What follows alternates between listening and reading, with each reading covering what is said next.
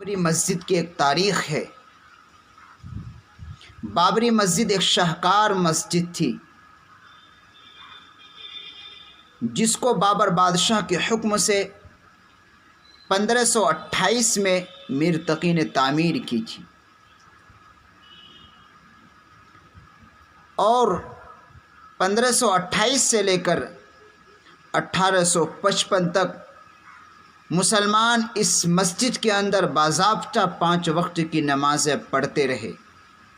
قال اللہ قال رسول کی صدائیں گونجتی رہی،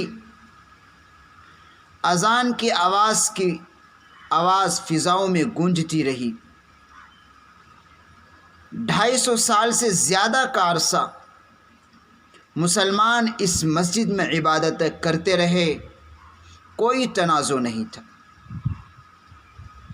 سب سے پہلے انگریز نے، جن کی یہ پالیسی رہی ہے کہ آپس میں لڑاؤ اور حکومت کرو، 1855 میں انگریز نے ایک نجومی کو پڑھا کر سکھا کر وہاں بھیجا۔ اس نجومی نے وہاں جا کر یہ دعویٰ کیا کہ بابری مسجد کے سیدھے ہاتھ کی دیوار سے متصل رام جنم بھومی کی پیدائش ہے۔ اگرچہ اس وقت کی پنڈتوں نے بھی اس نجومی کی بات کا انکار کیا، لیکن تنازع تو کھڑا ہو چکا تھا۔ یہ سلسلہ چلتا رہا۔ پھر انگریز کی عدالت میں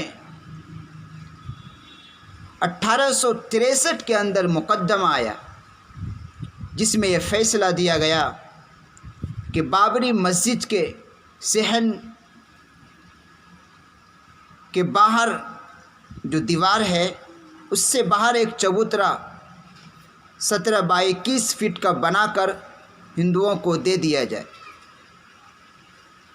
چنانچہ 17x21 فٹ کا ایک چبوترا بنا کر ہندوؤں کو دے دیا گیا۔ انہوں نے وہاں پوجا پاٹ شروع کی، سلسلہ چلتا رہا۔ بالآخر بڑی جد و جہد کے بعد، جس کی ایک مستقل تاریخ ہے، ایک داستان ہے، وقت نہیں ہے اس کو دوسرے موقع پر بیان کیا جائے گا۔ 15 اگست 1947 میں یہ ملک انگریزوں سے آزاد ہوا۔ کانگریس کی حکومت اس ملک کے اندر قائم ہوئی۔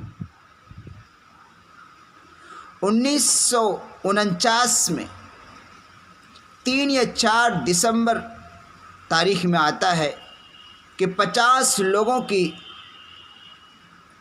ایک شرپسند جماعت جب مسلمان عشاء کی نماز پڑھ کر اپنے گھروں کو چلے گئے، رات کے اندھیریوں میں جا کر وہاں مورتی رکھ دی، جس کے بعد پورے ملک کے اندر ہنگامہ مچایا گیا۔ اس وقت کے پرائم منسٹر جواہر لال نہرو تھے، اس نے بابری مسجد میں تالا لگوا دی۔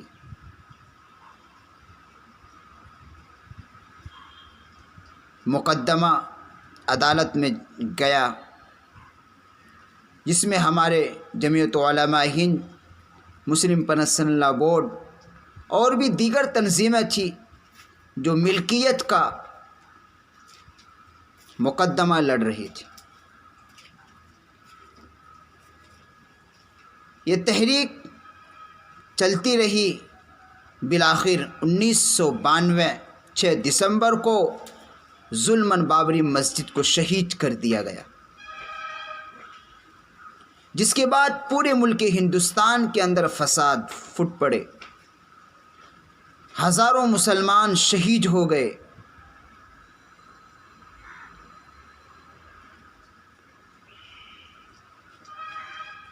اور اب یہ سازشیں ہو رہی ہے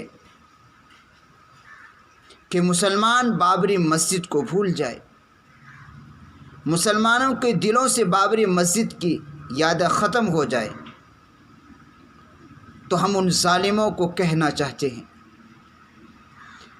کہ ہم بابری مسجد کو بھولے نہیں ہیں۔ بابری مسجد ہمیں یاد ہے بابری مسجد مسجد تھی، مسجد ہے اور مسجد رہے گی، اس لیے کہ اسلام یہ کہتا ہے کہ زمین کے جس حصے پر جائز طریقے سے، لیگل طریقے سے ایک بار مسجد بن جاتی ہے، اس پر نماز قائم کر دی جاتی ہے، تو وہ قیامت تک مسجد رہتی ہے، وہ جگہ مسجد ہی کہلائے گی۔ اس لیے بابری مسجد پہلے بھی مسجد تھی، اب بھی مسجد ہے اور قیامت تک مسجد رہے گی۔ تمہارے ظلم کی وجہ سے وہ مسجد شہید کی گئی اور تم نے اقتدار کے زور پر اس مسجد کو شہید کیا اور اس کو مندر میں تبدیل کر دیا۔ ظالموں، شاید تم تاریخ سے ناواقف ہو کہ تم سے بڑا ظالم اس دنیا کے اندر آیا تھا، فرعون، کہ جب اس کا ظلم حد سے تجاوز کر گیا تو اللہ تبارک و تعالی نے دریائے نیل کے اندر تڑپا تڑپا کر ہلاک کر دیا۔ نمرود بادشاہ دنیا کے اندر آیا تھا، جب ان کا بھی ظلم حد سے تجاوز کر گیا تو اس کائنات کے خالق مالک کے نظام حرکت میں آئی اور اس نے ایک مچھر کے ذریعے اس ظالم نمرود بادشاہ کو ہلاک کر دیا۔ عنقریب اگر تم ظلم سے باز نہیں آئے، تمہارا بھی یہی حشر ہونے والا ہے جو ان ظالموں کا ہوا۔ لیکن مسلمانوں، ہمارا بھی اس میں قصور ہے کہ ہم